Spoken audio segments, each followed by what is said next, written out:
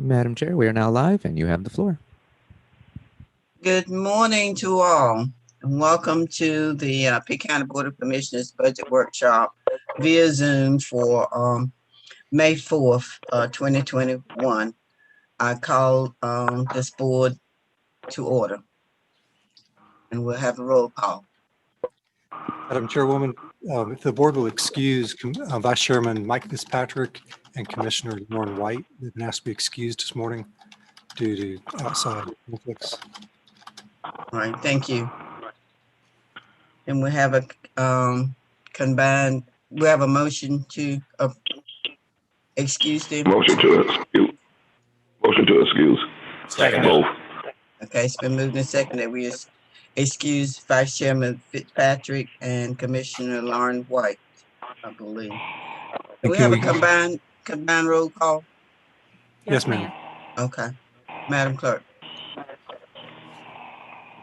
Chairwoman Floyd Huggins, Yes. Commissioner Albright, Yes. Commissioner Colson, Yes. Commissioner McLaughlin, Yes. Commissioner Nunley, Yes. Commissioner Ward, Yes. Commissioner Perkins Williams. Yes. Motion passes unanimously. Thank you. We have invocation by Commissioner Albright. Thank you. Let us pray. Dear Lord, we ask that you guide us today and grant us wisdom to be good caretakers of our people's money and of your world. We ask in your name. Amen. Okay. We'll now recite the Pledge of Allegiance, please. I pledge allegiance to the flag of the United States of America and to the republic for which it stands, one nation, under God, indivisible, with liberty and justice for all. all. Thank you. Entertain a motion to approve the agenda as printed, or if there's. So move. I second it. It's been moved and seconded that that the agenda stands approved as printed. Are you ready for the question, Madam Clerk? Chairwoman Floyd Huggins, Yes. Commissioner Albright, Yes. Commissioner Colson, Yes. Commissioner McLaughlin, Yes. Commissioner Nunley, Yes. Commissioner Ward, Yes. Commissioner Perkins Williams. Yes. Motion passes unanimously. All right. We have the first persons presenting. Scott, would you like to say something first? Yes, ma'am. Well, good morning. And today, obviously, is the first formal day of the Pitt County Budget Workshops. Yesterday being May the 3rd, at your 6 o'clock meeting, you had the actual 5 o'clock meeting. You had the presentation of the manager's presentation of the proposed budget for fiscal year 21-22, which is before you at this point. Today being Tuesday, May the 4th, and then Wednesday and Thursday this week, you will hear from select departments coming before you to provide additional information regarding the budget request for the year. And with that said, the first up this morning is Andrew Schmidt, the director of the. I'm sorry. Excuse me, Scott. I thought we were going to start with questions today about the presentation yesterday. We can do that, or if the chair wants to hold them to the end, either way would be fine with us as staff.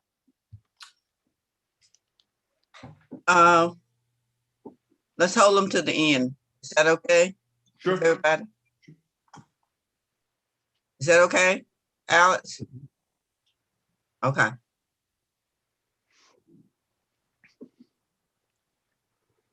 Okay, Scott.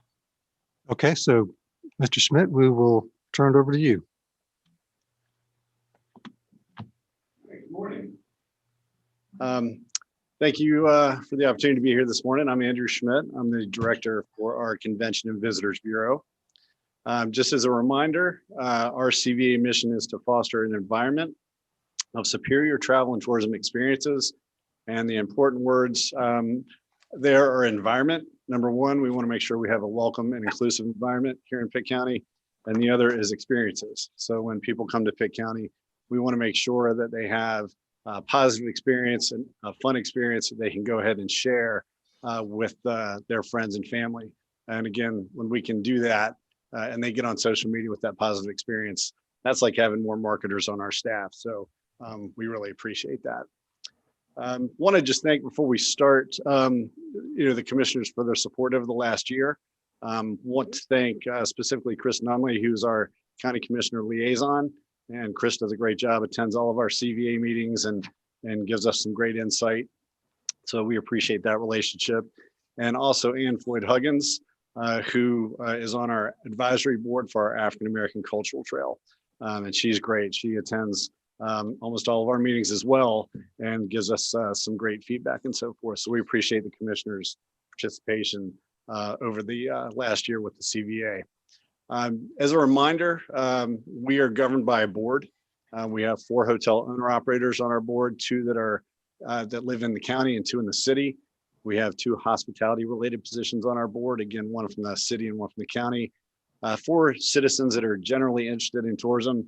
Again, 2 of those individuals come from the county and are appointed by the commissioners, and then 2 from the city, a chamber appointee and a city and county liaison. And again, our county liaison is Commissioner Nunley, and the city finance officer, who is Byron Hayes. Wanted to start out just with some good news and look at some general trends over the past 5 years, not including 2020. The tourism industry in Pitt County has exploded, and we're really excited about that. These are not 2020 numbers, but I just wanted to share some good news, the trends from 2015 to 2019. You can see each year the number of expenditures, the dollars that are flowing into Pitt County from tourism continue to increase. So you look at 2015, which was about $214 million of expenditures in Pitt County through travel and tourism, all the way to 2019, which is about $271 million.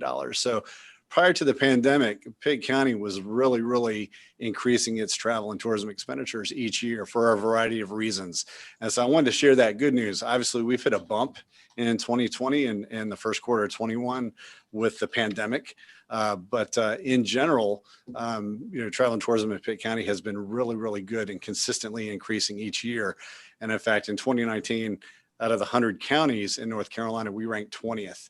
So we were in the top 20%. So we really wanted to just share that prior to what happened during the pandemic. So the pandemic hit in really March 2020.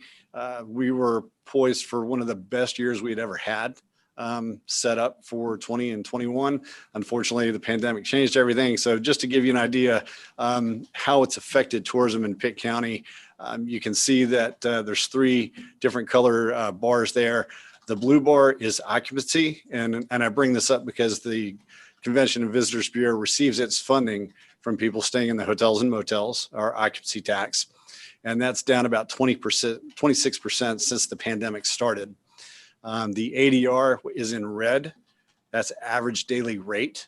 That's what the hotels can charge for a hotel room. That's their average rate that they can charge. That is decreased by 16% in the 15 months since we've been tracking from the pandemic. That also has an effect on the occupancy tax that we can collect, because the lower the rate, the lower the tax revenues that are coming in. And then the RevPAR in green is the revenue per available room. And that is out of the number of rooms that you have in a hotel, that's the revenue you're getting for each room. Obviously, with the pandemic, more hotel rooms were sitting empty. And so that number is a lot higher. That's at 37%. So it has definitely been tough over the last 15 months for us as far as the revenue stream goes from collecting occupancy tax from the hotel motel tax. But there's good news on the horizon, and I wanted to share the good news before we get into our budget. This is a little bit of research. I'm a research hound. I love research. And so this is something that we get from the state travel and tourism office. And you can see 64.4% of people that are vaccinated are ready to travel. You think that'd be higher actually, but there's something called travel guilt, and people that are vaccinated feel bad about traveling when other people can't. And that's why if you look at the not vaccinated, it's actually higher. 71.2% of people that aren't vaccinated are ready to travel and ready to get their vaccination. So that's good news. That shows that as vaccines continue to get within our community and within our country, more and more people will feel comfortable traveling, whether it's for corporate travel, for business, whether it's a convention and meeting, whether it's sports tourism, a family reunion, or leisure. More and more people are feeling comfortable getting back out there. And I want to thank the county for letting me slide this slide in at the last minute. I don't think the commissioners have this one in their book, but I just got this this week. And so I wanted to include it to show the commissioners, again, more good news for travel and tourism and travel into Pitt County. I know the bottom is hard to see, but basically that's each week since the pandemic started. And so you look at the left-hand part of that graph on March 11th, 2020, when everything hit, about 50% of the people were then scared to travel. That number ballooned to about 70% during the height of the initial wave of COVID. And you can see it going up and down through different waves of COVID. But if you go all the way to the right, you'll see 35.1%. As of last week, that is the percentage of people that are not comfortable traveling. So you can see it's gone from 70% during the height of the first wave of COVID down to 35.1%. And that 57.8%, 3/4 of the way, that's when vaccines started to really roll out. And you can see as vaccines have rolled out, how further that has dropped, how much that has dropped, and it will continue to drop. So people are perceiving travel as much safer than they did just 2 to 3 months ago. So that's important to think about when we look at what we're trying to do with our budget. Our budget does have a pretty stringent approval process. Our budget has been presented to our CVA Executive Committee. They've looked at it and approved it. The full board approved it in late March. We're here before you today for the proposed budget to get your comments, and we'll be at the City Council next week. All right, and as a reminder, when we look at our numbers, the CVA doesn't receive any revenues from the general fund, from the city or the county. We've never gotten funds from your general fund. All our revenues are received from the hotel motel occupancy tax. We do receive revenue also from all Airbnb stays, which is helpful. But we don't get a city or county supplement. We're not a membership organization, so we don't receive membership dues in any form. We obviously have seen a significant occupancy tax decline due to COVID-19. And also, as our hotel inventory has stayed the same, the number of Airbnbs that are running in Pitt County have declined significantly since the pandemic. So pre-pandemic, we had about 225 Airbnbs operating in Pitt County. That's just over 100 right now. So, but we do anticipate that to go back up again as we have more and more vaccines throughout our county. All right, and also as a reminder, the revenues that come in, the CVA does not keep all those revenues. And this is just a chart that shows you what we collected in 2019 and 2020 and how it's split up. So we almost collected $2 million in 2019 and 2020, which was significantly down from the year before because COVID hit in March and we did not have good revenues March through June. But what we did collect, half of that goes to pay for the debt on the convention center. That leaves another 50%, and we get 2/3 of that, and the convention center gets 1/3 of that for their marketing and help in operations. So that is how our revenues are divided. All right, let's talk about our current revenues and our current budget plans. Current occupancy tax revenues are down 28.3% over last year's collection. For you looking at your books, commissioners, you may have a different figure, but we did get new figures just last week. So we wanted to include those since we had to have our budget figures in prior to when we got this last report. So it has improved. I think it was about 35.3% in your books, but our last report helped to bring that deficit down to 28.3%. Our 21-22 fiscal year budget is calculated. We have to forecast because the money that we're using for next fiscal year, we don't have all the collections in until the end of June for what we're using for the next fiscal year. So we have to forecast, and we're forecasting a 22% decrease in tax collections from last year. And again, that's all pandemic related. We feel like you see that the revenues right now are down 28.3%. We're only forecasting a 22% decrease. Our collections will be higher this spring than last spring because we do have vaccinations and we do have people that are starting to travel again. We've had some good sports tournaments here over the last few weeks, and we're seeing more leisure travel as well. And also some good news, the reason that we're looking at a 22% decrease in tax collections forecasted versus what we currently see right now is that we're seeing higher average daily rate numbers for our hotels and also higher revenue per available room numbers for our hotels. So they've begun to rebound as well. So the budget that I'm getting ready to share with you is going to support the following goals that the CVA has for 21 and 22. The first goal is to assist in the economic recovery from the effects of COVID-19 by restarting travel to Greenville and Pitt County. We are forecasting travel in Pitt County to come back in phases. The first phase would be leisure travel. And in some essence, leisure travel really never went away. During the pandemic, if you were a mountain community or a coastal community, you actually had record years of travel, better than any other non-pandemic year that they've had, because people were looking for ways to get out and travel and still be able to control their environment in a social distancing way. So the beaches and the mountains did very, very well. So we're forecasting leisure travel to come back first. Sports travel will come back second, and that is actually already happening. And then we look at family reunions and convention and meetings travel, and that really won't return until 22. 2022 is really the year that we'll see the conventions and meetings come back and our reunions come back. We've had multiple conversations with our reunion planners and also with our convention and meeting planners, and they're not comfortable yet. We're looking at 22. Plus, it takes a lot longer to plan those types of events than it does some of the other things that we're seeing coming back quicker. We'll also work to recapture both lost and postponed business in the meetings and sports tourism markets. So even though we're not seeing meetings and conventions coming back right now, we're marketing very heavily because they are booking for 2022. We've had several groups that canceled in 2020 that are saying we'll come back to Pitt County in 2022, and they have signed contracts for 22. So that's really encouraging as well. We want to increase leisure travel to Greenville, Pitt County with an increased emphasis on the outdoor recreation tourism market. Something happened during the pandemic that was really interesting.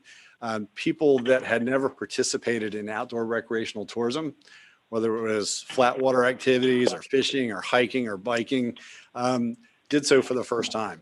So since the pandemic, outdoor recreational tourism has actually become the fastest growing tourism market in the United States because people wanted to control their environment and also have an activity they could social distance with.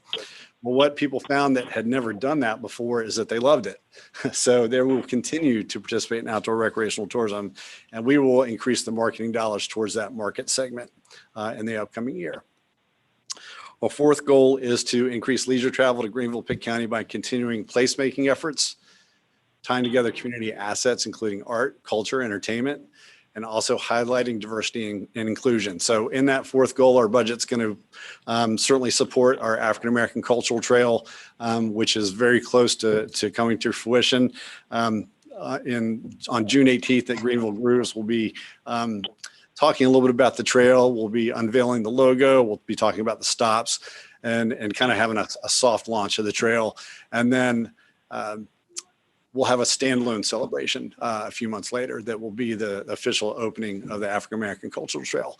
And I wanted to share with the commissioners that this past spring, to support goal number 4, we worked with an ECU class, and that class, their job was to research sites in Pitt County to add to the trail. So we have several sites within Pitt County that once we get this trail off the ground, we'll be looking to expand it into Pitt County. The class did a great job of doing some research for us. So we'll be looking at expanding in Pitt County once we get the trail off the ground. Also, we'll be very purposeful in marketing to diverse target markets this upcoming year, and also increasing our diversity in our marketing. And then the last goal will be to commence the process of creating a tourism master plan for Greenville and Pitt County. As Greenville grows, we want to make sure that tourism has a place within that growth. As Pitt County grows, we want to make sure that tourism has a place in that growth. So we'll be looking at putting together a master plan for tourism. Not saying that that'll happen in 21-22, but we'll be starting that process in 21-22. So looking at our budget for 21-22, our budget is set at $1,375,450. We've been very fortunate this year to get some help to help supplement our budget for next year. You can see the occupancy tax collections are at $775,000. Just 2 years ago, our tax collections were at about $1.2 million. So you can see how they've dropped because of the pandemic. Our sports commission will receive $300,000 from our capital reserve account. That is also occupancy tax money. That'll help support the sports commission's mission and also the Little League Softball World Series, which is coming in August. And we actually got some great news yesterday. They will be having the Little League Softball World Series. And it will be a U.S. contingent only. It will not be an international event for the first year here in Greenville, but we will have 10 U.S. teams from across the country coming. So that was good news.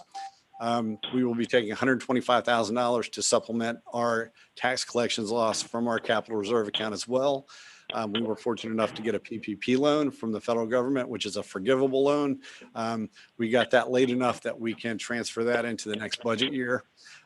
We have fund balance that we can use at $75,000. That's asterisked. It could be a little bit more, it could be a little bit less based on our forecast revenues coming in. And then we have interest, which is miscellaneous revenue. So that's $450 that comes from our checking account. So that's where we're going to get our funds for our next year's budget. Our budget highlights, and you've got a full list of budget highlights in your packets, commissioners, but I'll just go over a few things that we plan to do in the next fiscal year. Before the pandemic started, we had 7 full-time equivalents on our staff. We had 2 retirees that we did not rehire on their full-time basis. So 2 of our retirees actually are working for us part-time now, and then we're going to hire a 3rd part-time person for marketing. And that is a way for us to also help address our shortfall. Paying full-time equivalents and 3 part-time helps with salaries and it helps with benefits. We will increase our marketing dollars. We had to really back off our marketing as far as what was before the pandemic and what happened during the pandemic. We were fortunate enough to get some grants to market, but our marketing dollars will go back to our pre-pandemic levels. And that's really important because now is the time to really market hard to get people interested in travel again and also in your area. So every organization like mine is hitting it hard right now for marketing. We want to increase our sales-related line items to match pre-pandemic levels, and that is starting to go to trade shows again, starting to do media missions again, starting to, again, get people to look at Greenville and Pitt County for their destination, whether it's a convention, meeting, sports tournament, leisure, media market visit and reunion. The only thing that we won't have going back to our pre-pandemic budget is our sponsorship dollars. So we will still have very limited sponsorship dollars to throw to the events that happen in Greenville and Pitt County. Typically, we will have a good $35,000 to $40,000 line item for sponsorships. That'll be about 50% of that. And we do know that there are less events that are still taking place. So we feel good about that. And then also we are required through the interlocal agreement with the city of Greenville to, within our budget, give 1/3 of that to the Greenville Convention Center for their marketing. So our budget does include receipts from the 1 cent of the occupancy tax collections. Our 2021 projection based on that $775,000 forecast for collections is $258,333. The Greenville Convention Center will present their budget to our board in a couple weeks. Their total budget is $385,288. They have not spent what they were allotted this fiscal year because there were no conventions and meetings. So they are taking that savings and reallocating it for next budget year. So that's why you see that they'll be utilizing a marketing reserve to make up the difference between the projection that they'll get through our 1/3 of occupancy tax collections to them, and they will supplement through what they did not spend this year. So it will come out of a different line item. So yeah, we're looking forward to getting back to somewhat normal. The light at the end of the tunnel is here. We're seeing travel and tourism come back in the sports travel market and also in the leisure travel. We have a graduation this weekend at ECU, which will fill our city and our county. And so we're looking forward to getting back to some semblance of normal, because it's been a very interesting year for travel and tourism. So that's our budget presentation. I am happy to take any questions or comments that any of the commissioners have at this time. Oh, Do we have any questions?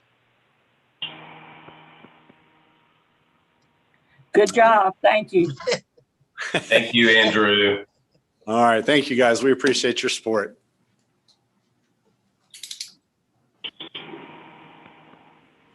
Okay. Scott, So next you have the public health budget presentation by Dr. John Silvernail.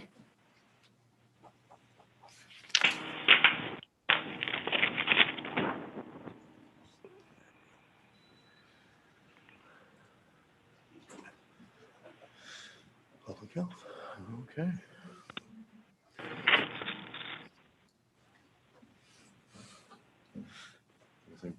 Take my mask off now.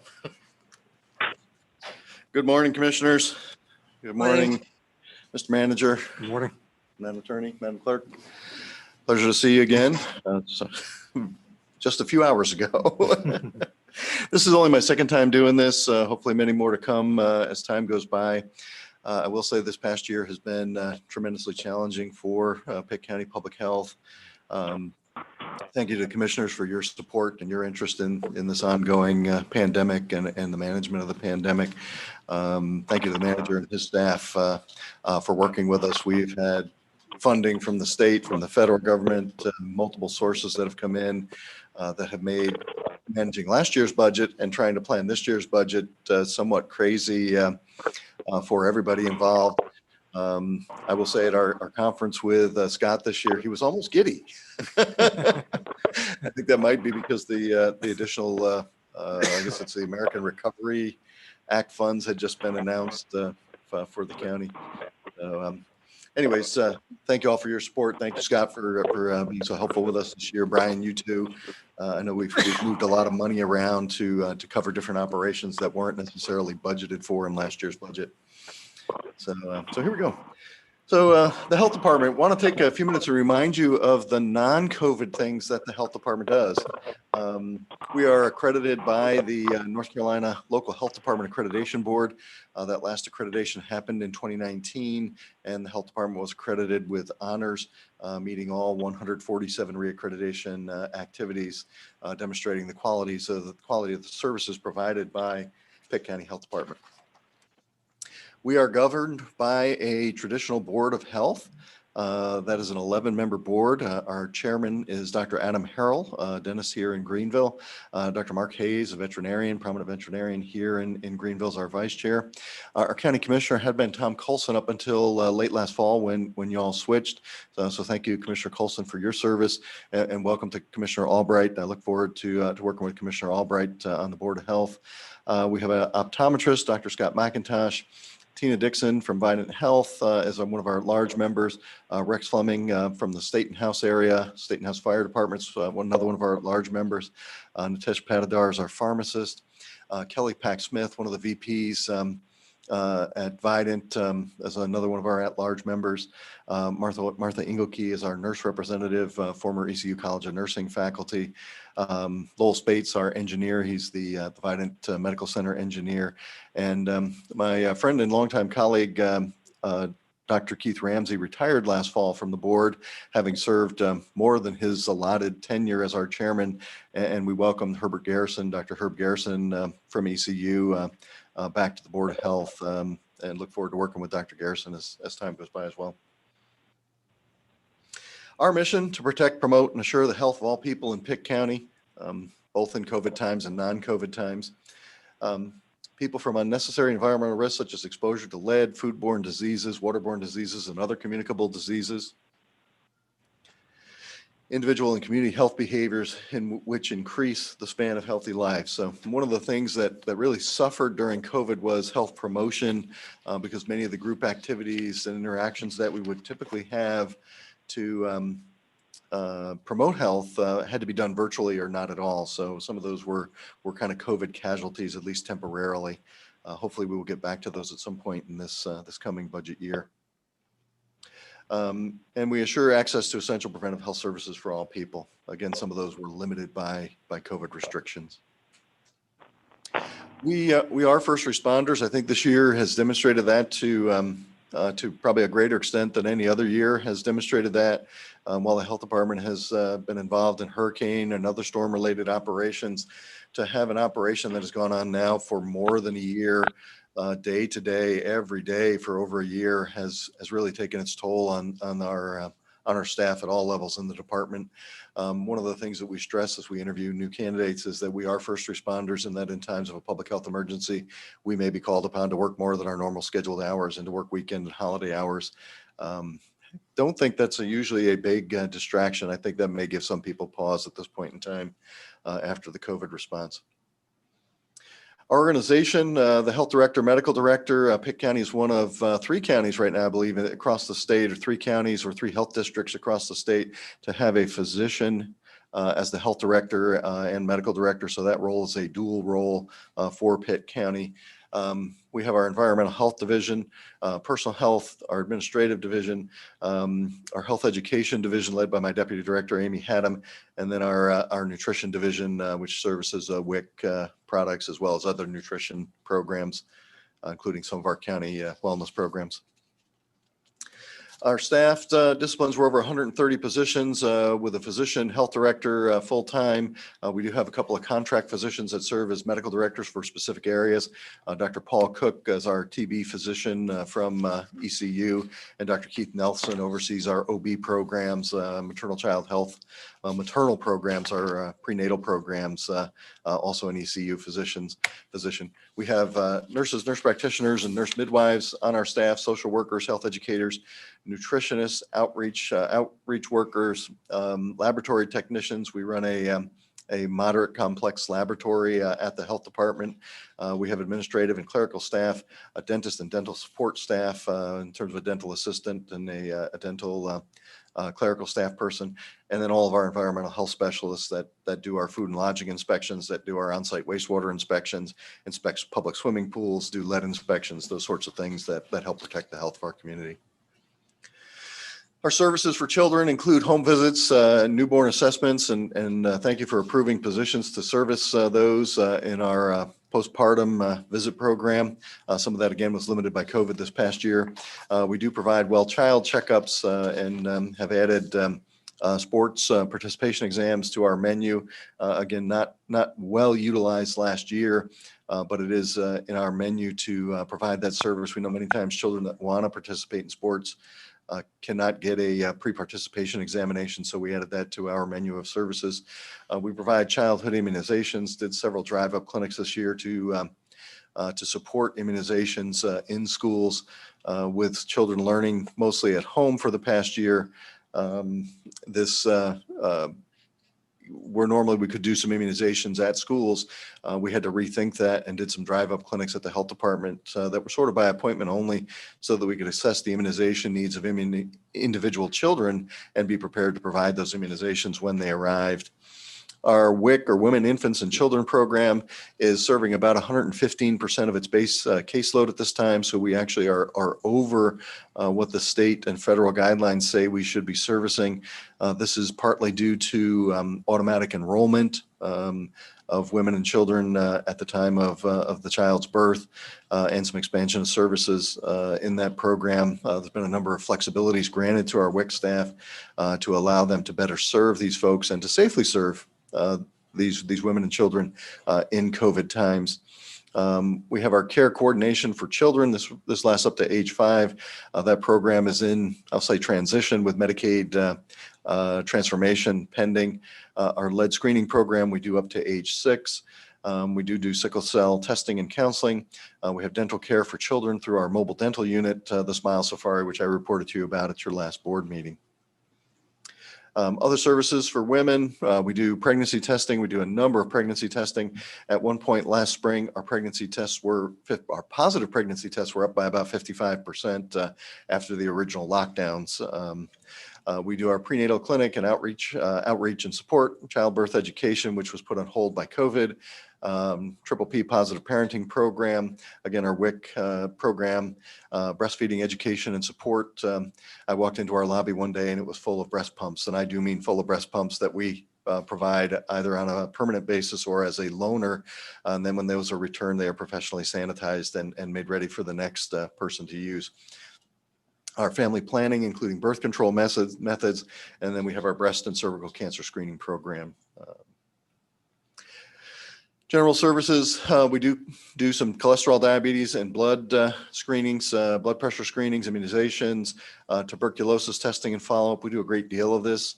We actually have a couple of active cases of tuberculosis that we're following, where our staff go out and provide directly observed therapy to that individual in their home.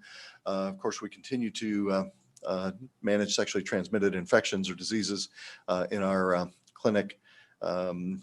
And then we have our general communicable disease control program, which the other communicable diseases that are of public health concern did not go away just because COVID was here. So we still have had rabies issues. We still have had foodborne illness issues and things like that we've had to deal with, other reportable communicable diseases that we are involved in. Fees for these services are based on income and family size. We do have a sliding scale for cash-based services at the health department. Our environmental services branch or environmental services division conduct inspections of lodging and public food service establishments, child care centers, schools, the hospital, and other places that we have jurisdiction over. We evaluate the soil for suitability of on-site wastewater systems. That means septic systems for private residences in general. But there are some larger commercial establishments that have essentially their own private wastewater disposal system on their property. We inspect public swimming pools. And it may surprise you to know that there are over 120 swimming pools in Pitt County that we are required to inspect every year. That number continues to grow every year. And our staff are busy inspecting them, and it's busy because they all want to open at about the same time in the spring. So my staff is busy doing some of those inspections as we speak. And then we also have a vector control program.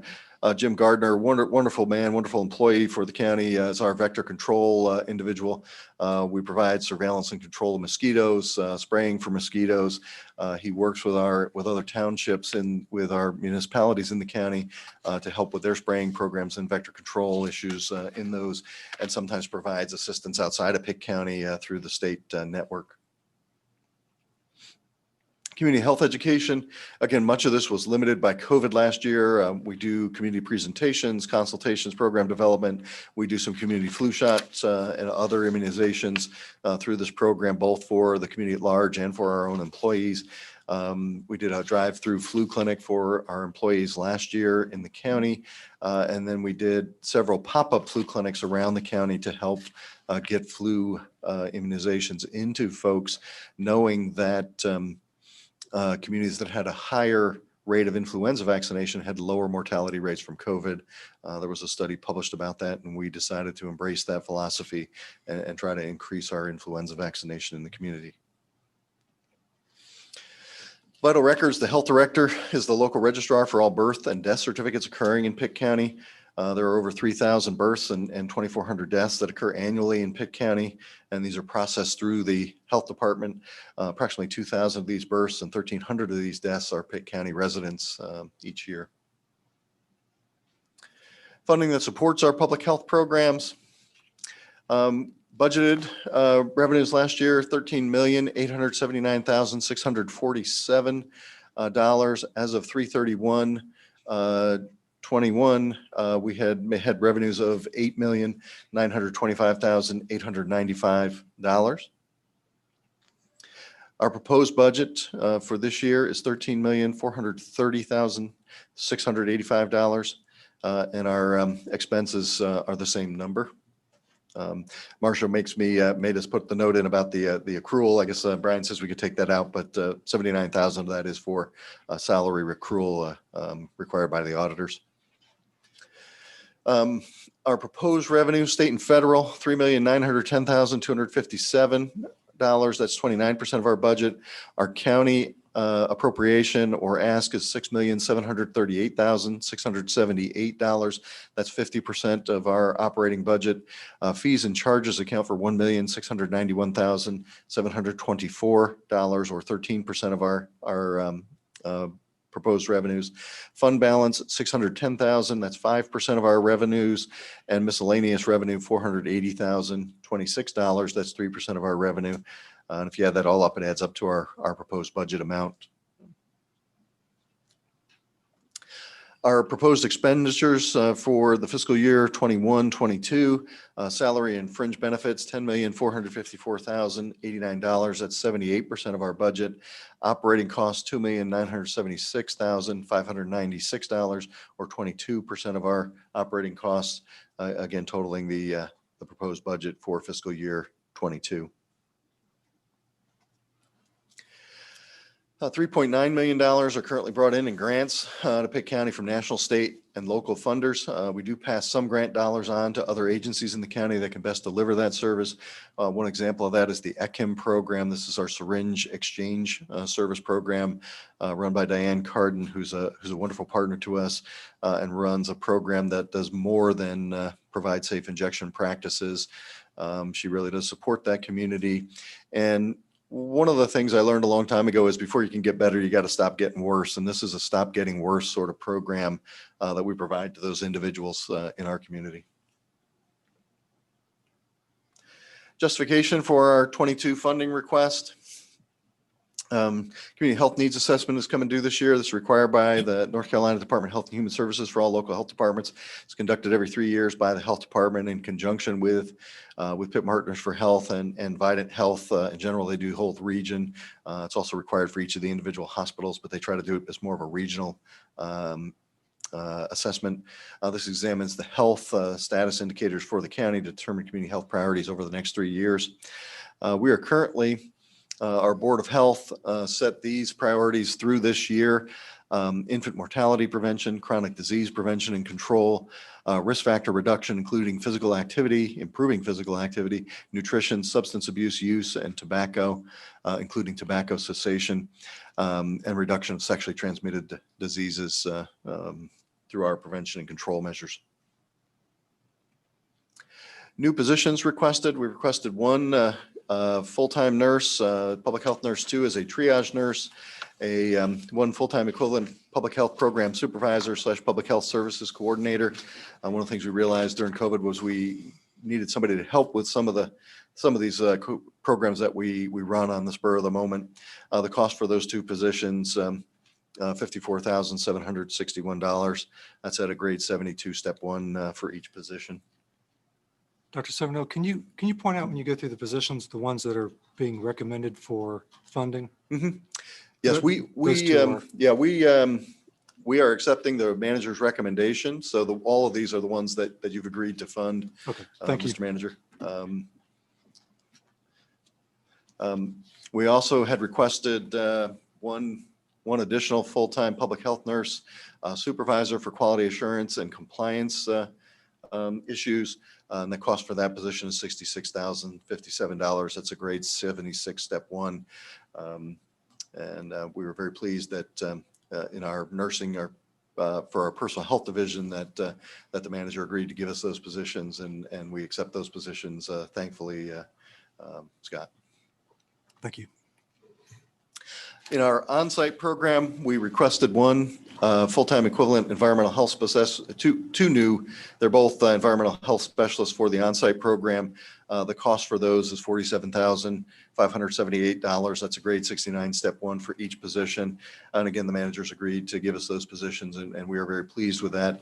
Our on-site group was behind this year in some of its work, just simply because of the volume of construction that's going on in Pitt County, and the requests and the evaluations are becoming more and more complex as more and more property is divided into smaller and smaller allotments.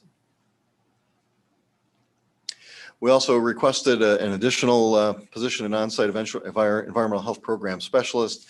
This is a grade 72 step 1 position that would cost $52,255.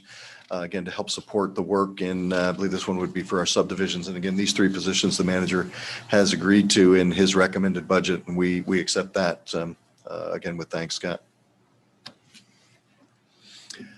Our office needs for the physical space at the health department, this was approved in last year's budget, but got put on hold with COVID. There's additional space needed to accommodate our workforce, students, interns, things like that. And our medical records has been modified. While we still have some paper charts, we are working with an electronic record system that minimizes the space needed for paper records. So there's a lot of floor space in that area that can be used for other purposes. So we believe this is in the capital improvement plan budget for $150,000 and has been approved as part of that budget to modify our medical record space and create additional workspace for our employees. This is a picture of what it looks like now. Again, we have 2 racks of paper charts. We still have some paper charts. This is a lot of things that we've gotten shipped in terms of storage that's sitting there in boxes, waiting to be pushed out to its ultimate receiver. So sometimes that ends up there. But there's a great deal of floor space in there that can be reworked and into office space for our staff. Electronic records, the EPIC system was launched in just over 3 years ago. I believe they started planning for this in 2017, went live in 2018. It connects us with the School of Medicine clinics. It connects us with Vidant Medical Center, with UNC, with Duke, and with many other facilities that use the EPIC system here in North Carolina. Vidant is our vendor for this system. There's a monthly cost to this of $6,100 per provider. So when you do the math, that comes out to about $73,200 per year. One of the rubs that we have with the EPIC system sometimes is that when we need to add a new report to it or a new feature to it, there's usually a developmental charge on the part of Vidant to build that in the software for us. So we always joke that for a small additional fee, and many times these aren't huge, but they're unbudgeted, so we have to kind of shift some funds around to cover those additional charges when we need to modify our electronic record. Overall, this cuts both ways. While sometimes it's made providers' lives more difficult in learning to use it and find things in it, it has improved some of our revenue recovery and our ability to show our Medicaid charges and improve our Medicaid cost study recovery. So there's not always an upside and a downside to everything. Other reasons for the additional funds that we requested this year: employee performance increases. I guess those are coming back, so this needed to be budgeted for, or they are back. Required program deliverables, Medicaid transformation. We know we will have some costs on our end with Medicaid transformation if and when that happens this year. And the state says it's going to happen. I'm not sure that it won't hit a snag again, but as far as we know, it is coming. COVID has created a number of different challenges for us financially and in other areas. And we have a number of computer hardware that is scheduled to be replaced. Summary for fiscal year 2022, our total budget request, $13,434,685. The county appropriation is 50% of that, $6,738.67. I can't talk numbers this morning. $6,738,678. This is the look at our budgets over the last several years with steady growth in services and expenses. And at that point, I guess I'm ready to take any questions. Don't see any hands. Dr. Silvernail. Oh, I have one. Commissioner Perkins Williams has a question. You know, I did. Water, open space water. Is that in your realm of covering? I'm talking about the water that's yucky looking from a distance, like when you drive by a canal or something, is standing still and it looks yucky. is there a health, um, I have a concern about it, yes, but has it ever been tested for anything that may be entering the atmosphere that may cause harm to human life? So open bodies of water like a lake, a pond, a drainage canal, stormwater ditch, those are not in our regulatory purview. Those would be in the Department of Environmental Quality's purview. I believe they do some sampling in those for chemicals and heavy metals and things like that from time to time. At one point, there were some folks at ECU that were looking at stormwater basins and things like that and sampling them, trying to see what sort of things were in those. We don't have direct regulatory authority over those, ma'am. And our folks generally do not do sampling of those. We do sample drinking water and regulate wells. We permit wells. We help with a well abandonment, but we don't regulate just free flowing surface water. No, ma'am. Okay, thank you. That was a recent question, so I had no idea. So I thought I'd sort that out in my thinking. Thank you. You're welcome. No other questions? Dr. Silvernail, thank you. All right. Again, thank you for your support and thank you for listening to me this morning. And thank you, Scott, for your help working this up. Thank you, Dr. Silvernail. I believe on the agenda, it says a break. Lord, let's keep moving, Madam Chairman, while we're still awake. Madam Chairwoman, we have our DSS Director, Jan Elliott, here. Ms. Elliott, you have somebody else zooming in? Is he ready to 9:30? I think we were.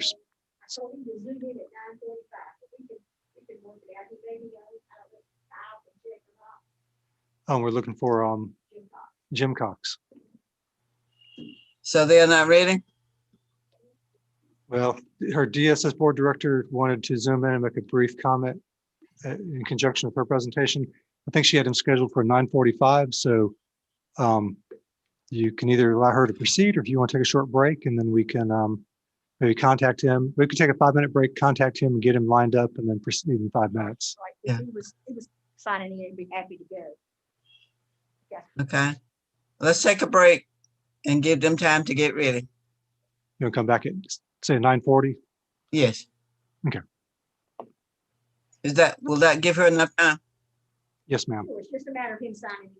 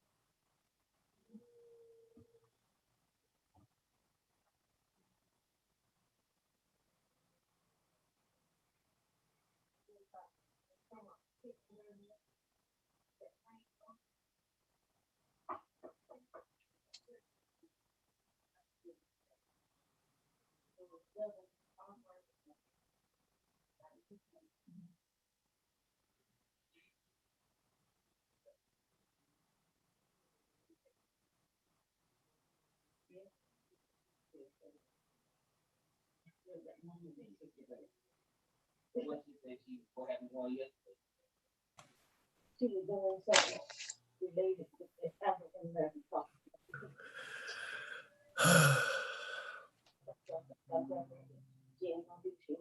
She went to get them. Sign the check. So she could pay the money.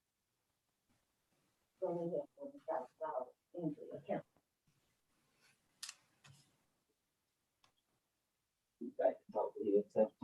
Sure is. And you know what, Mary? And you know what, Mary?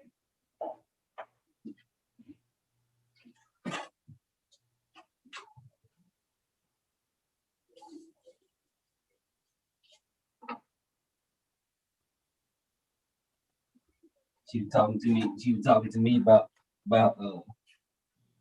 the son. Yeah.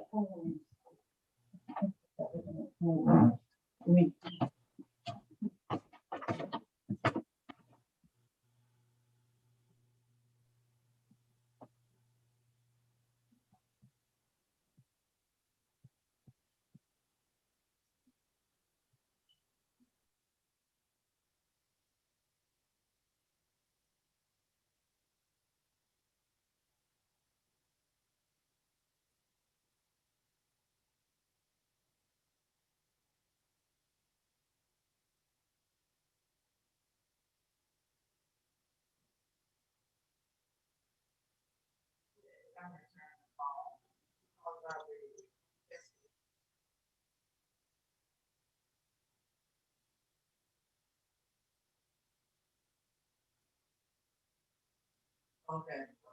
All right.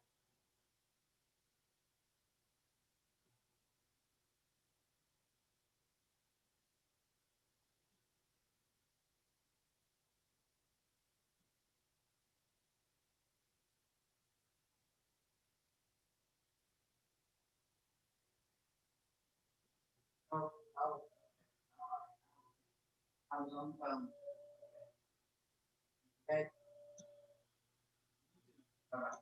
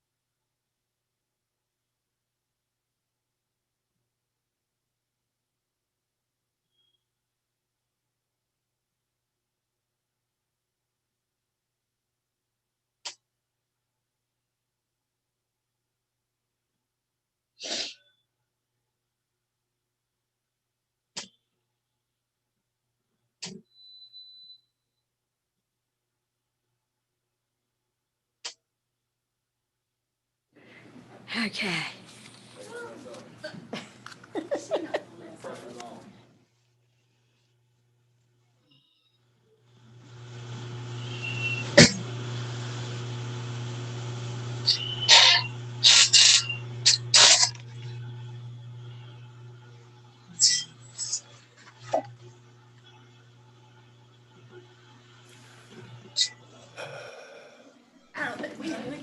We're getting ready to go back on the air. As soon as you see on the screen, we'll be on the air. Okay. Do we need a roll call? Yes, ma'am.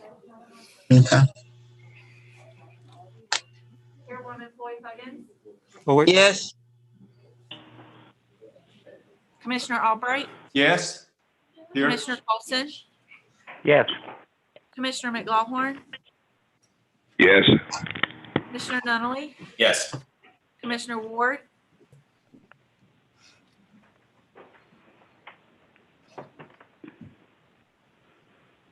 He muted.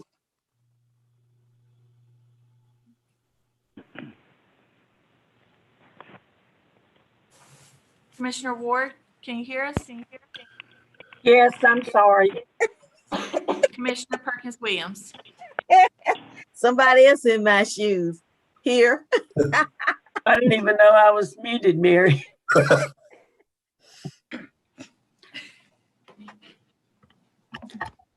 Madam Chairwoman, we have our DSS Director, Jan Elliott, and I believe we also have our DSS Board Chairman, Jim Cox, who's available this morning too, to make comments. Right, yes, thank you.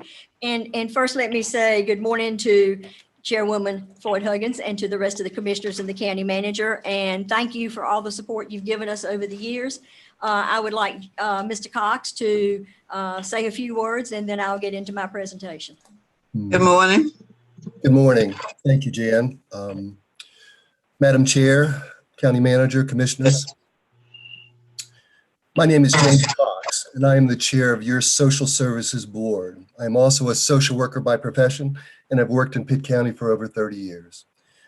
I'm here today to represent our board and speak in support of this year's social services budget. I would like to recognize, first, I'd like to recognize Ms. Elliott for her outstanding leadership this past year. We truly appreciate and support the county. We truly appreciate the support the county has provided us this past year, a year unlike any of us experienced, and I recognize our community has many needs. We have all faced challenges, but the most vulnerable among us has experienced the greatest challenges and needs. This is the population social services has a responsibility and mandate to serve. Providing basic needs, including food, shelter, and access to health care. Also providing the ultimate and having the ultimate responsibility for the protection of children, our elderly and disabled, those who can't protect themselves. Social services is the hub, the safety net for services that's offered the most vulnerable in our community. Our community partners depend upon social services to assist our citizens in meeting these basic needs. And in regard to concerns related to the welfare of our children and protection of our vulnerable adult population, agencies are required and legally mandated to seek the services of DSS. As you know, social services is state supervised and county administered. With this comes state staffing recommendations, outcome recommendations, mandated services, goals, and standards, all of which Ms. Elliott is going to discuss in her presentation. Please consider providing us with the tools needed to respond to the ongoing increase in service needs that ultimately has a direct impact upon the health and safety of our citizens. I appreciate the opportunity to speak to you today, and I'm going to turn it over to Ms. Elliott. Thank you very much. Thank you. Thank you. Thank you. Thank you. I certainly want to start out by thanking the manager for the recommendations that he made on behalf of our department. Certainly those are very important and are really critical to our department in moving forward. I'm particularly excited about the possibility of a building to get us all in one space, which would allow us to better work together and better meet the needs of our citizens. Certainly, even with the 10.5 positions that he recommended, we need to come back and advocate for the remaining positions. I heard him say last night that you would be hearing that I had asked for, that I had started with 32 positions and worked it down to 19. And so I do not wish to disappoint by not referencing those 32 positions. We worked really hard in December trying to figure out what were the most critical needs. We used our strategic plan. We took a look at health and safety risk of citizens, state staffing standards, our current performance, and the legal mandates. And so all of that went into developing the budget, including the recommendation for the 19 positions that we asked for. I'm trying to see if. Yeah, the key budget drivers this year, you can see those, but I will say certainly that COVID is not the reason we are here asking for positions. Caseload growth was there pre-COVID, and we continue to shift positions around when we can as caseloads change, but that is limited and not totally able to solve the problems. Demand volumes have grown faster than staff over the last several years, and you can see that in child welfare, adult services, Medicaid, and food stamps. Certainly the absences have created some bottlenecks. We already knew that with our high caseloads that our staffing levels were at a critical mass. And certainly we struggle with multiple people out for whatever the reason they're out for. And certainly COVID did exacerbate that problem. We have had supervisors out in the field carrying cases to try and make sure that we meet the mandates. We are also looking at the Family First Prevention Act. This is going to, the transition in this is moving children from going into foster care with the goal of front-loading services to try and keep children out of care. And if we need to put children into congregate care, the federal government has indicated that they will not be paying for that congregate care. The state and the county will be sharing that cost. And the reason, again, is children need to be in family-like settings. And so the money is being shifted from the foster care setting to prevention services. And we will be transitioning to that in October of this year. The state, however, is still in the process of developing those services and resources. Our county appropriations, you can see that we have a tendency to stay flat for a couple of years and then we bump up, stay flat for a couple of years and we bump up. So as you look at the proposed budget for this year, we're looking at about a $13 million county share, which is about a 12.7% increase. And about 39% of that is for the staff and equipment that we have requested.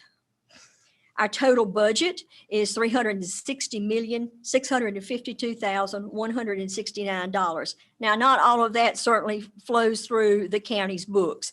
That is the Medicaid, the food stamps, all of those kinds of programs that we fund with the work that our staff does.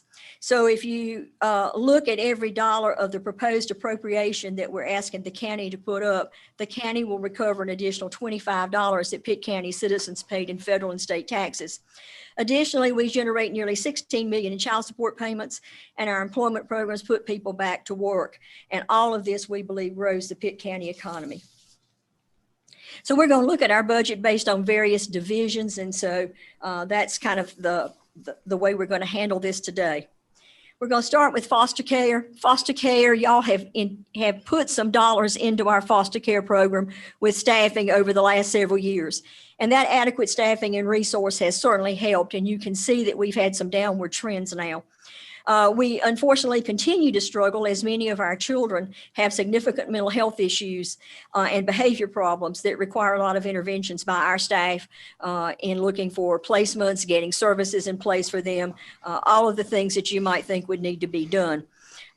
As of March, we had 177 children in my care under the age of 18 and 19 young people in the ages of 18 to 21.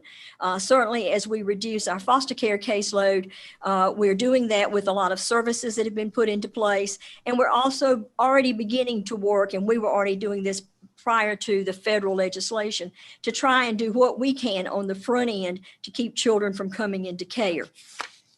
That, however, has had helped us have the corresponding increase in in-home services.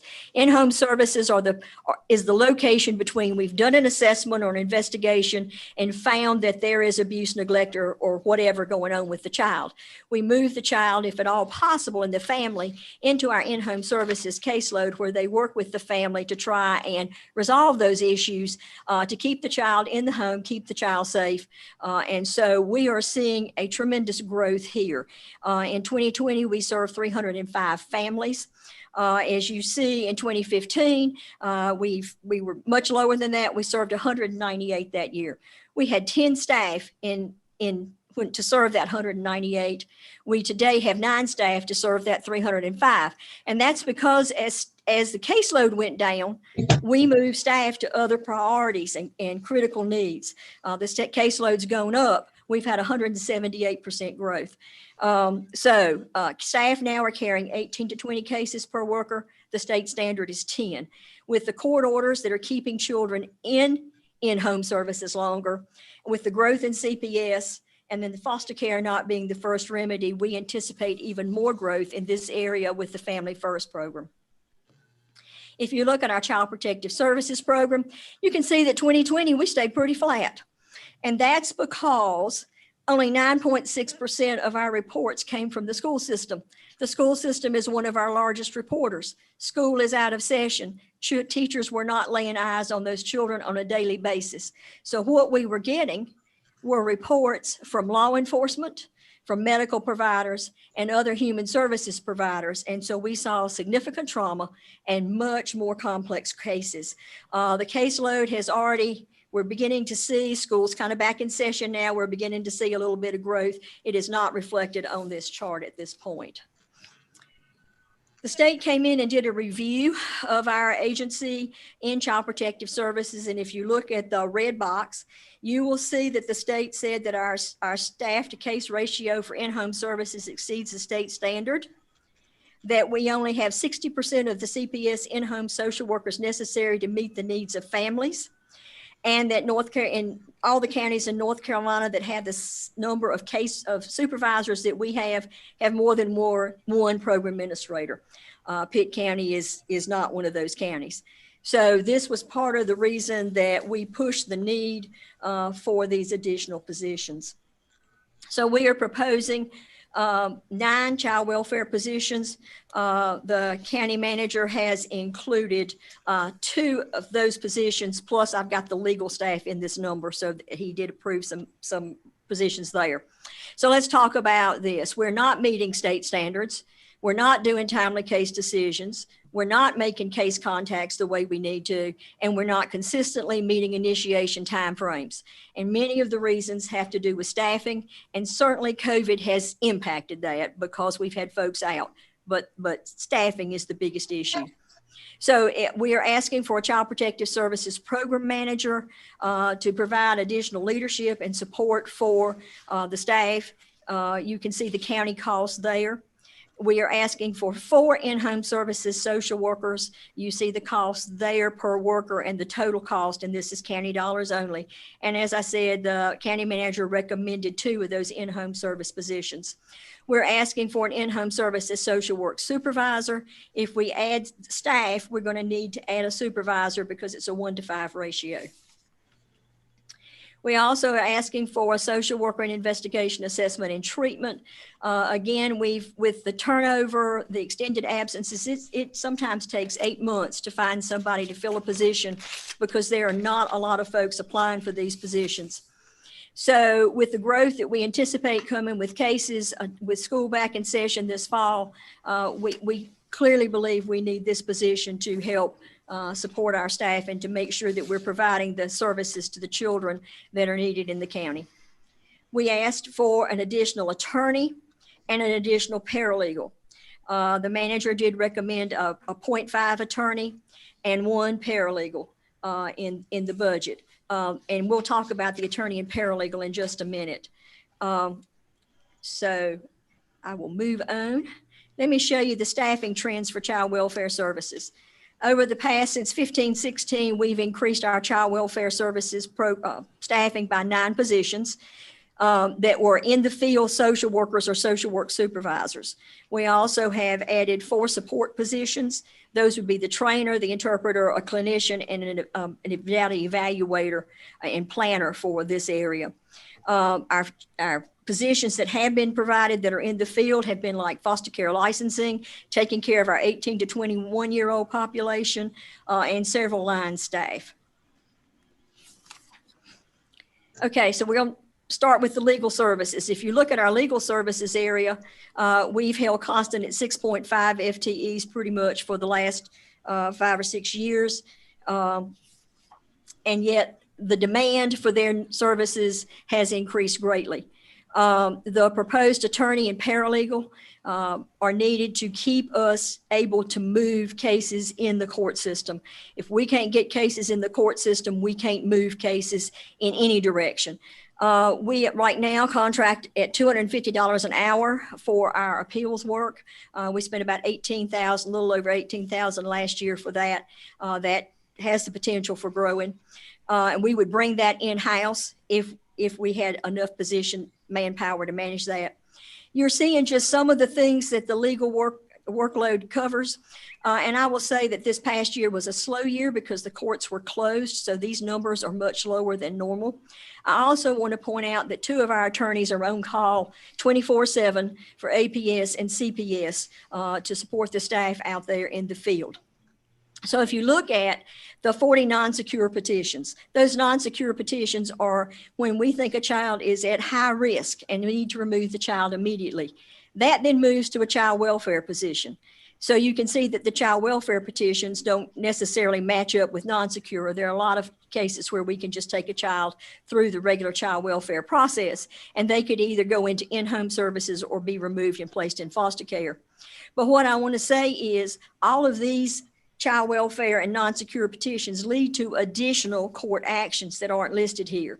Our 179 foster children have permanency planning hearings, TPR hearings, regular review of their cases. Sometimes there's a guardianship hearing.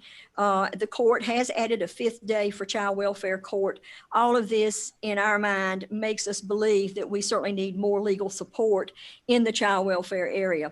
You can see some of our child support actions. If we don't have a child support action, the absent parent is not paying, and so the child is not getting what they need in the way of support.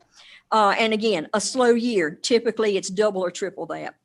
Our 80 guardianship petitions, you've seen the growth in guardianship. 52 adult protective services petitions. These 2 are not one and done. They continue onward with fiscal reports and other kinds of things.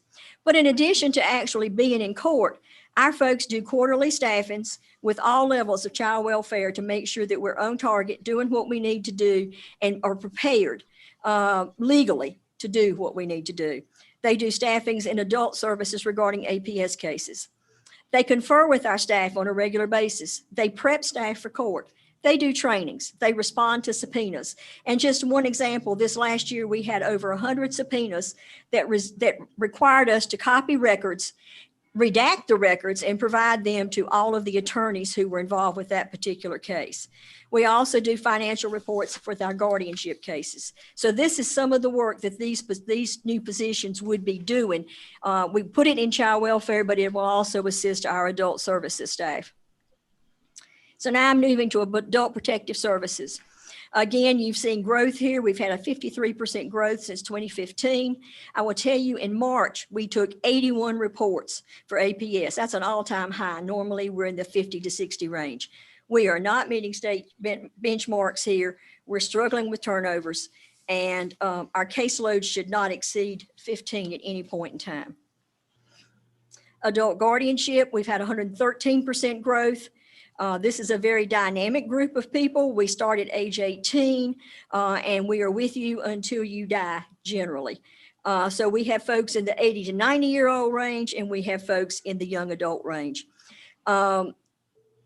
The young adults frequently come to us with significant mental health issues requiring a lot of intervention by our staff, again, to try and keep them stable and in the location they need to be, and that we manage their funds appropriately. The folks that we're seeing now have income beyond just Social Security, and they often have some small amounts of property that have to be addressed. And all of that is our responsibility with the help of our legal team to make sure we do that properly. And we're finding that a lot of the folks coming to us for guardianship don't have family in the area. And so we're dealing with folks internationally. We're dealing with folks across the country. So not as easy as it used to be. The state caseload size here is 25 to 30. We're running in the upper 30s. So we asked for 3 adult services positions, and I want to thank the manager for approving and recommending all 3 of those in the budget. Let me mention briefly the office assistant. Right now we have 2 office assistants for our entire 90-some services caseworkers. And so clearly they are struggling to meet the needs of both divisions. And so this will assist both divisions by adding a full-time office assistant to the adult services area to do a lot of the work that needs to be done there. Again, have not been meeting the timelines or the requirements of the state consistently in this area. If you look at our adult services positions, you can see that we've added 4 positions. And again, I want to thank you all for the supervisor position that you authorized during this current budget year to assist us in adult protective services. Moving to economic support services, I mean, this is the big division. This is Medicaid, food stamps, all those kinds of things. They have a significant importance for the families of Pitt County and a considerable economic impact on Pitt County because of the financial payments that are made to the medical community, the grocery stores, et cetera. So if you look at our Medicaid caseload, we have been on a steady trend upward for some period of time, and obviously COVID impacted that with a real spike, as you can see, between 2021. We're the 11th largest Medicaid program in the state of North Carolina right now. We have to meet 97% quality and timeliness requirements. And I say quality 97%. If we have an error in any audit, the county will be making a payback. We have been meeting our application processing standards. It's been tough. Some months, with the exception of long-term care, we are not meeting those standards. Redetermination is struggling to complete reviews timely. And today, once we get out of the pandemic, the emergency, we're required to go back and review all the cases that have been flagged. Right now, we can't terminate a case. So all the cases that have been flagged with a possible change in situation, we've got to go back and review those, as well as keeping our regular caseloads going. We worry a lot about accuracy. And like I say, COVID's driven some of this, but we have spent a great deal of time over the last few years struggling even prior to COVID. And I will tell you that the applications peaked, and during that period of time, for a short period of time, we didn't have to do reviews.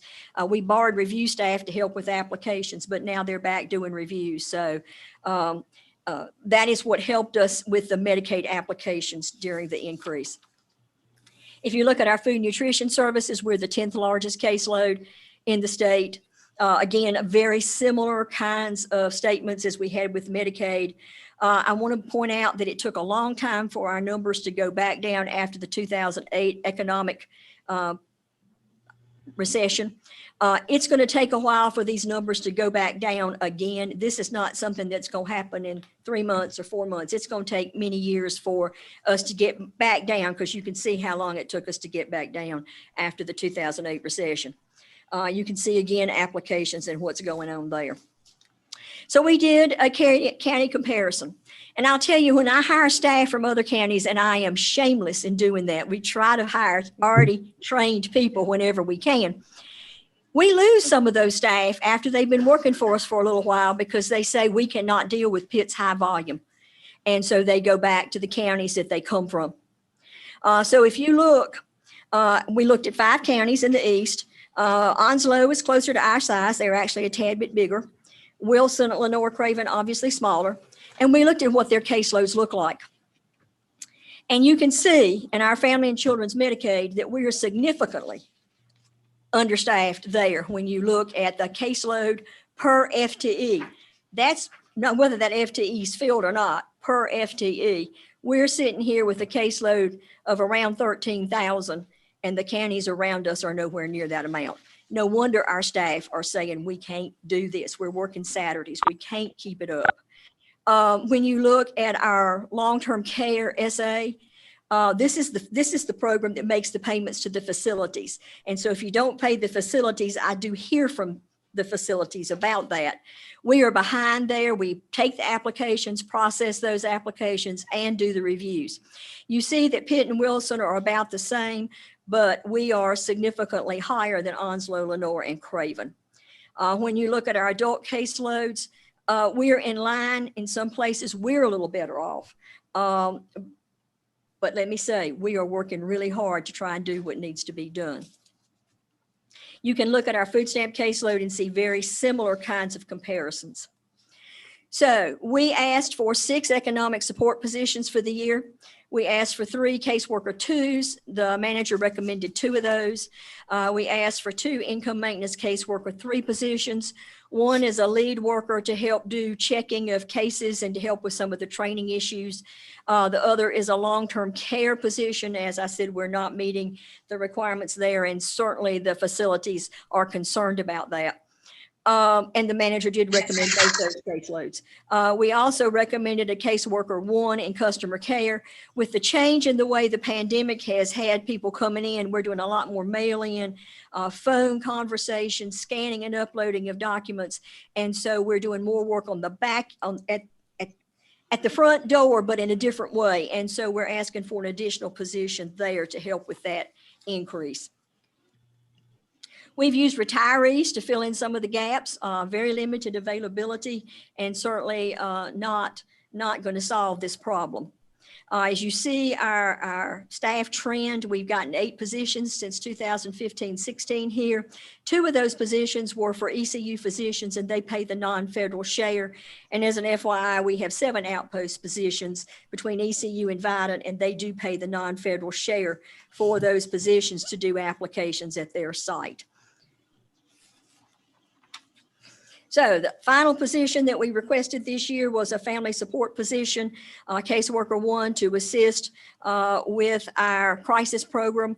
We're getting a significant number of requests coming across through NC Care 360 that have to be managed each day. This unit was already understaffed. They work a lot of overtime when it's extremely hot or extremely cold, and then they're very steadily working the rest of the year.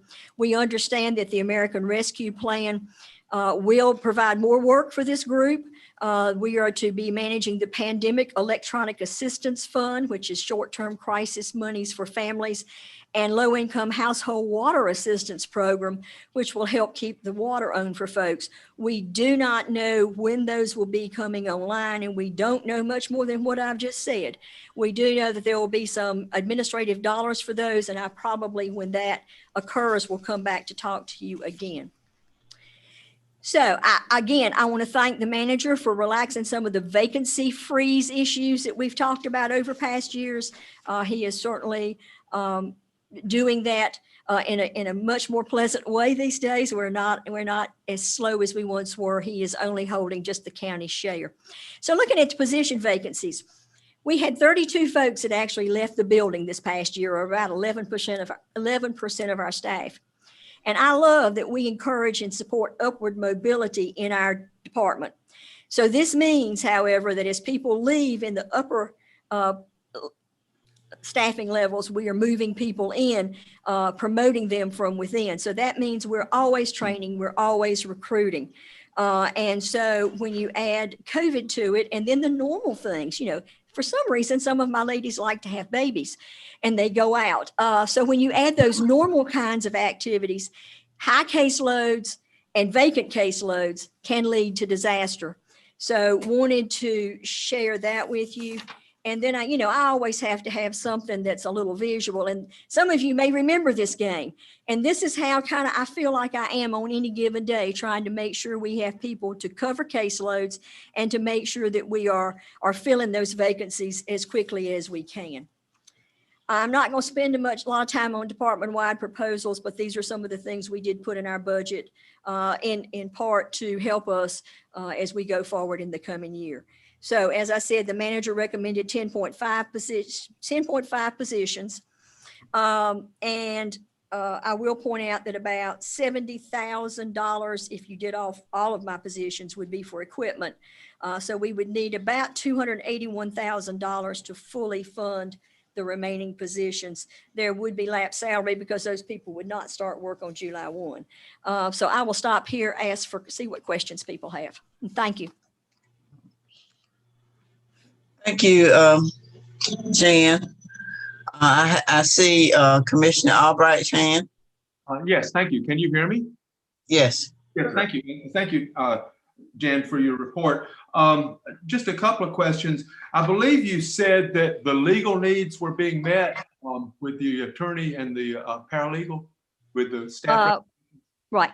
We recommended one attorney, one full-time attorney, one full-time paralegal. The manager recommended a 0.5 attorney and the full-time paralegal. Okay. The rationale behind the 0.5 attorney was she has 1 or 2 0.5s now. We were thinking we could, with benefits, just make that a full-time attorney. That person then would be engaged full-time. Okay, thank you. My other question is related to the comments that came from the state. And I think this is on page 5 in your report about the counties in North Carolina that have the 9 to 12 child welfare supervisors, and all of them but Pitt have more than one program administrator or program manager. And I think it's that manager you're looking to hire. Yeah. Yes, sir. That would be one of the positions. Yeah. Do you know how many of those counties there are offhand about? I cannot tell you that. There was a document from the state. I would assume that it would be the larger, middle size and higher counties.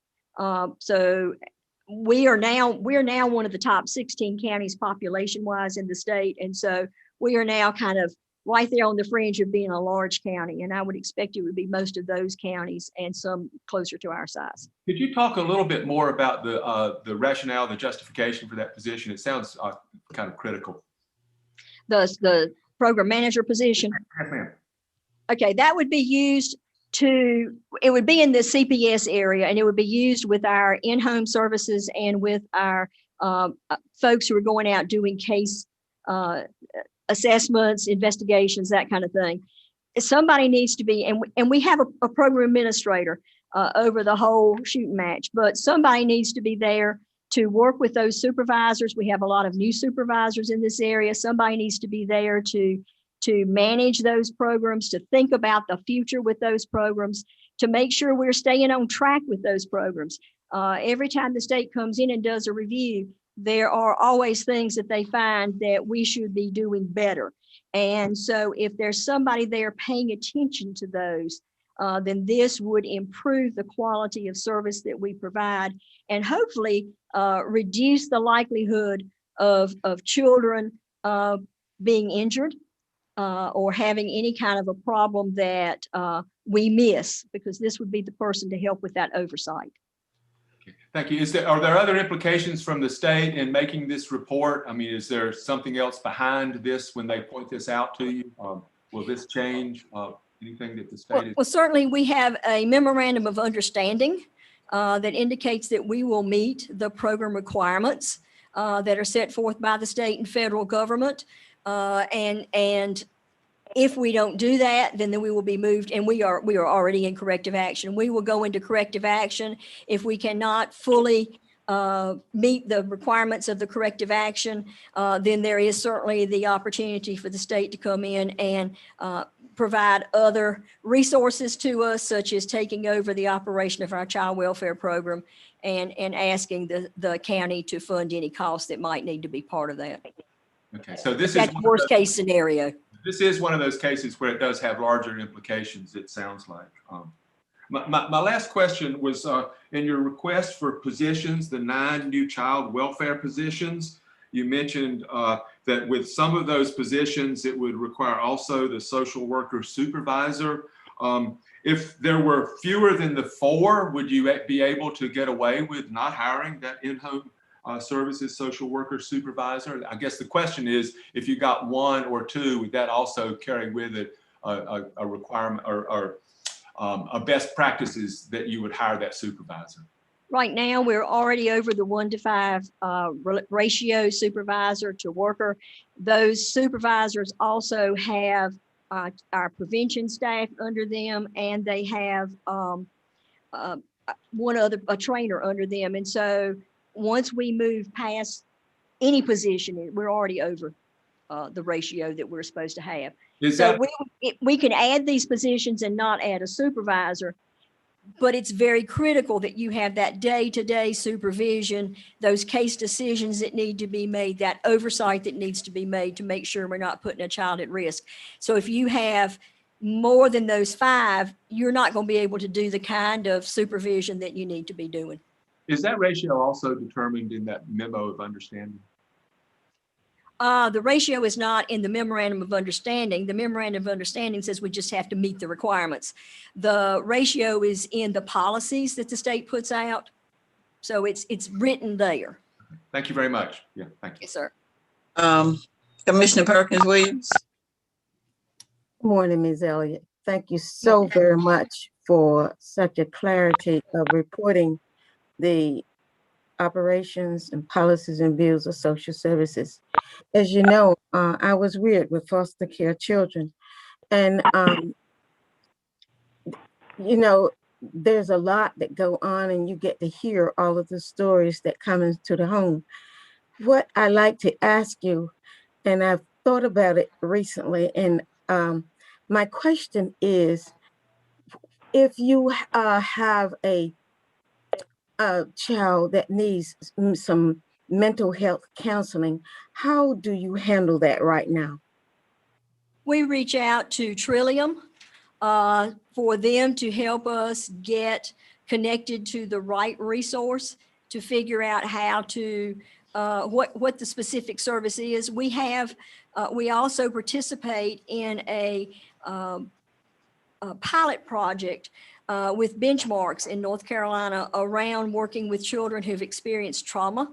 And so all of our children now that when we come into investigations even, we start looking at that work, and we do an assessment of those children, and then we connect them with a psychologist or counselor who can help work, that's trauma trained, who can help work with them to try and alleviate some of that trauma that they are having. It's connections with Trillium, it's connections with private providers, and then we have the Duke Endowment through benchmarks to help us with this.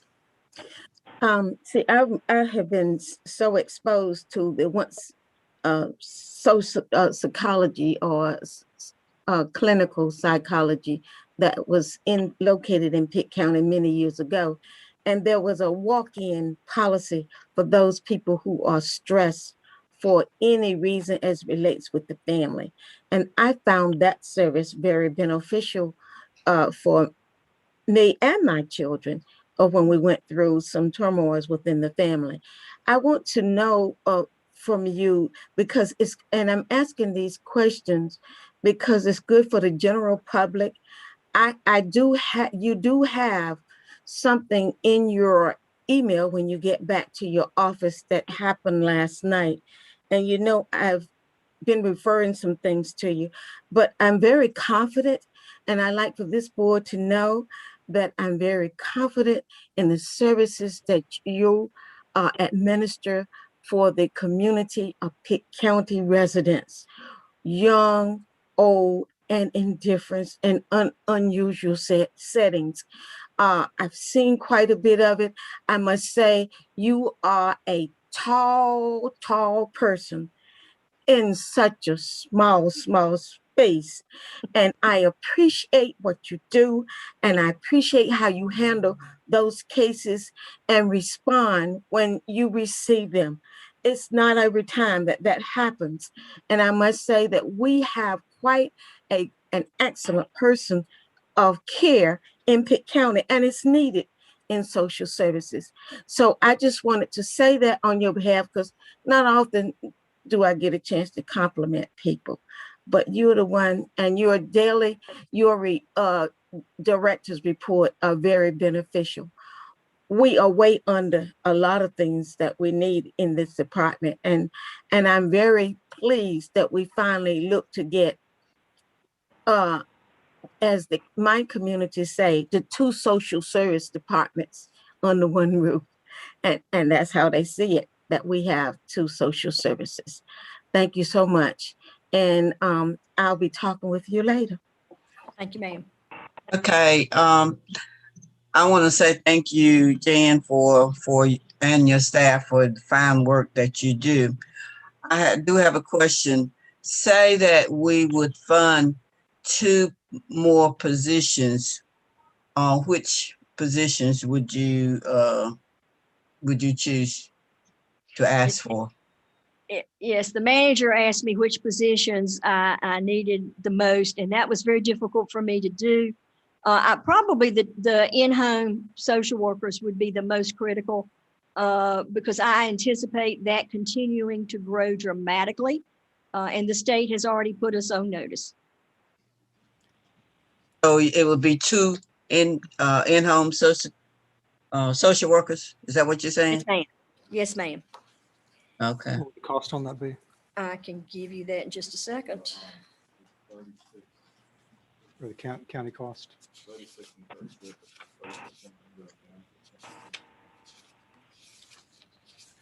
The county cost on that would be $38,899 for each one of them. $38,899. $899, per worker. Okay. Also, Chairwoman Floyd Huggins, when you are finished, Commissioner McLaughlin has his hand up. Okay. All right. Thank you, Jan. Mr. McLaughlin, Commissioner McLaughlin. Thank you, Madam Chair. And thank you, Jan, for your presentation.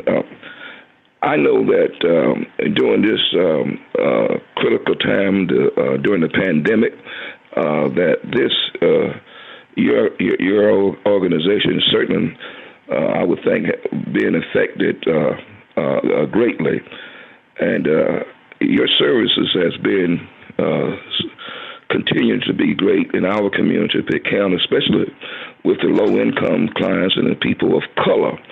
And it's unfortunate that that is the case, but, you know, facing reality, people of color, blacks, and low income are facing critical times.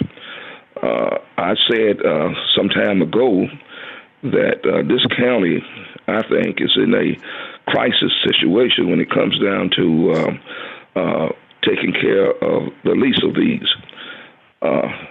You mentioned also, Jan, that we are, if we are not meeting the needs of the state, we'll put the county in a very vulnerable position. I guess is that financial that you're sharing, Jan, that the county would be in a position that we would have to do something financially. I heard you make a statement to that effect. Is that correct?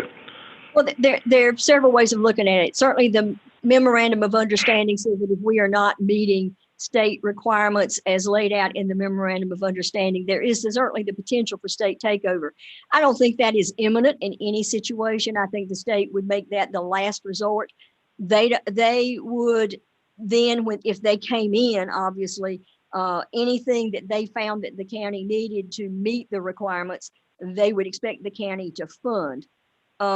So that is one of the financial risks. The other financial risk, obviously, is that if we are not doing our economic services cases correctly, there is a law in Medicaid that we are to be 100% accurate in North Carolina. That's something the legislature did. And so every time there's an auditor, and I think we have 5 now audits going on in Medicaid, every time an auditor looks at a case, there's the potential for there to be an error, and that error will lead to a chargeback. Now, today, that chargeback would be whatever that Medicaid recipient had spent in the way of Medicaid dollars. With managed care, there will be a per member per month payment made by Medicaid to the prepaid help to the health plans. And so we'll be liable for every one of those months that person received that service. So if it's an adult client, which is the most expensive, that's about $1,500 a month. So every month of eligibility, we would be charged back. Ineligibility, we'd be charged back that money. So certainly we have the financial risk there if our folks make mistakes in Medicaid. It could be worse if it's a long-term care case because they're much more expensive. And then there's always the risk with adults and children. If we make a mistake, this wouldn't be a state issue. This would be, you know, some outside organization or individual reaching out or filing some type of an action against the county. Okay, thank you very much. Now, I guess my concern is somewhat, as Chairwoman Huggins just alluded to. I think that we need to make sure that we're getting those in-home social services, social workers position, in that you're talking about putting our children in jeopardy if we don't. So I think that is critical, and I'm certainly in support, Mr. Manager, of trying to ascertain at least those two positions, and as we move forward. Thank you, Madam Chair. Thank you, Commissioner McLaughlin. I don't see any more hands. So, Madam Chairwoman, can I make a quick comment? yes, please. I wanted to thank Jan Elliott for her presentation. She does a very good job documenting and explaining the needs and programs and services of DSS. And also want to just remind the board that you have always held DSS to high esteem in terms of the budget process and allocating new positions. Over the past 6 years, have allocated a total of over 30 positions. And then the year before, say in fiscal year 15-16, in that 1 year, you allocated 31 positions. So you've always held that department in its needs. And obviously our poverty rate drives a lot of this as well.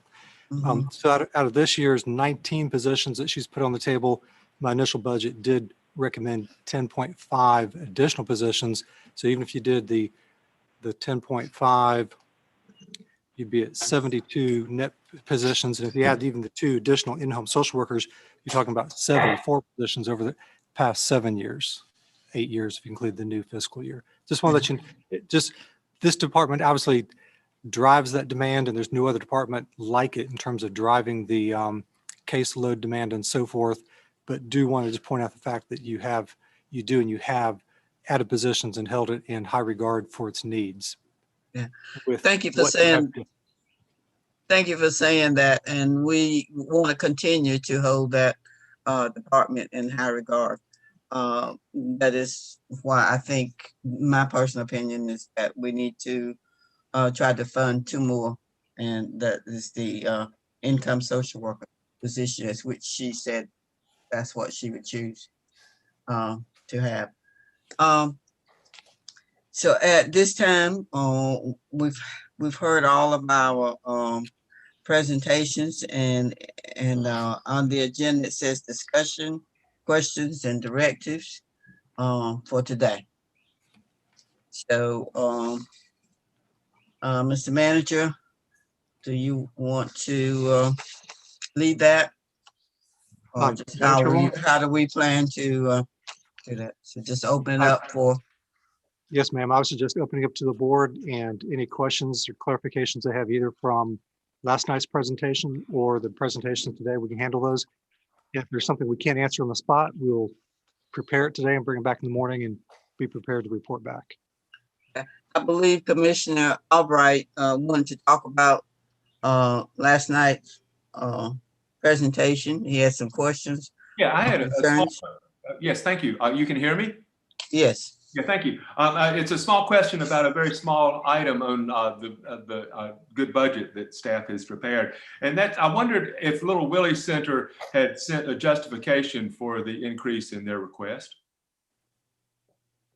You can ask Brian or staff to address and you that. can check on that. It's very small. It was $1750 is their normal, and that's under the affiliate agencies, I think. And they had asked for 35 for I think twice that. So I'm just curious.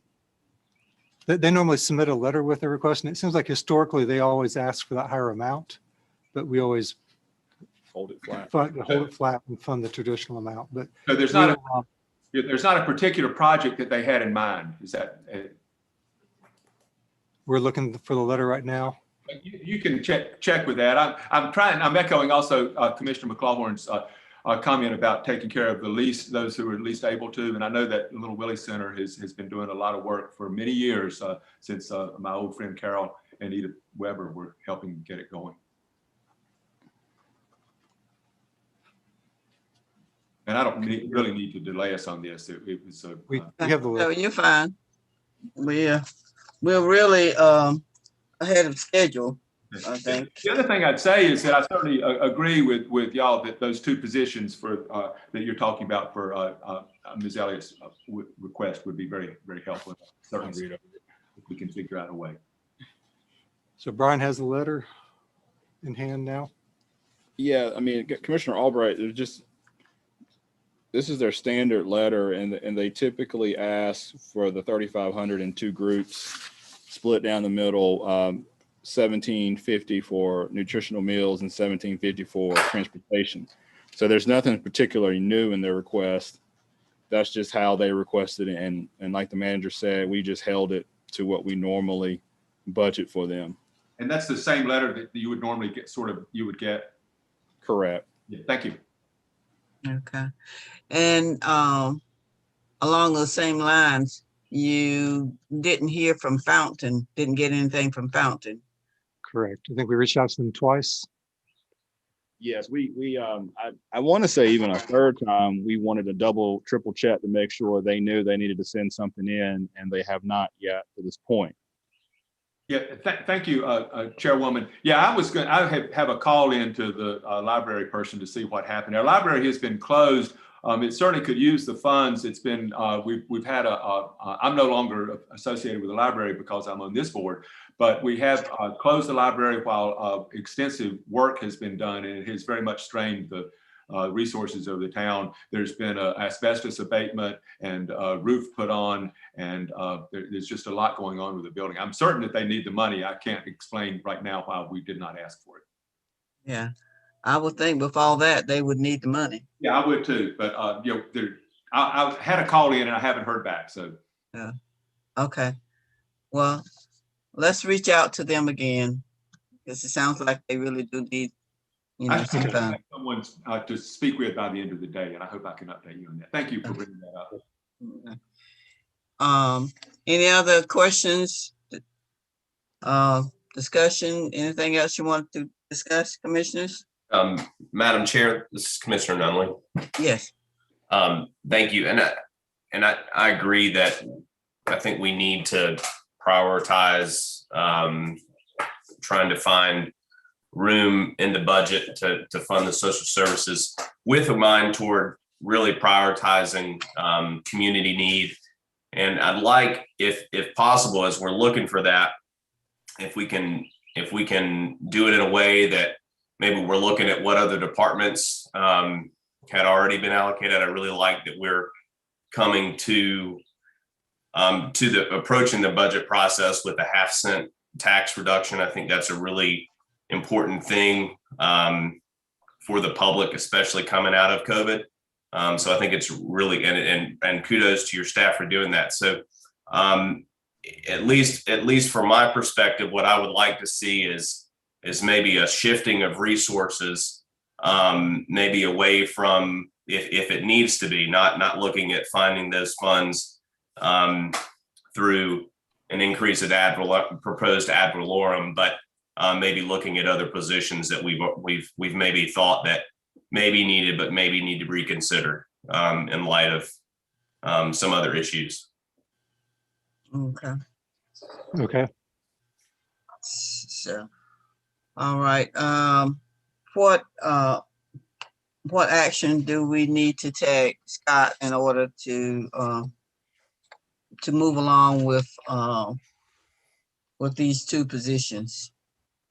I would suggest we will hold that at bay until we've heard from all the other agencies over the next 2 days, and then we can come back to you. And the two DSS positions probably will not be a big issue. We'll be able to maintain the tax rate drop and to accommodate that, barring no other big additions that would come out in the next 2 days. which next 2 days you have the Sheriff Detention Center, emergency management. And then day 3 is education. Education you're fully funding. So day 3, I don't anticipate any major issues out of that day. Emergency management is there's no funding issues there that I'm aware of. The only one that you'll probably hear a funding request above and beyond the manager's recommended budget would be with Sheriff Dance in both the sheriff and detention center operations. And keep in mind, both of those do have a $1.1 million each additional appropriation of dollars to each of those 2 cost centers. So what we have going forward, it doesn't look like that we will be asking for looking at additional funding above what you have already put into the budget. That's what you're saying.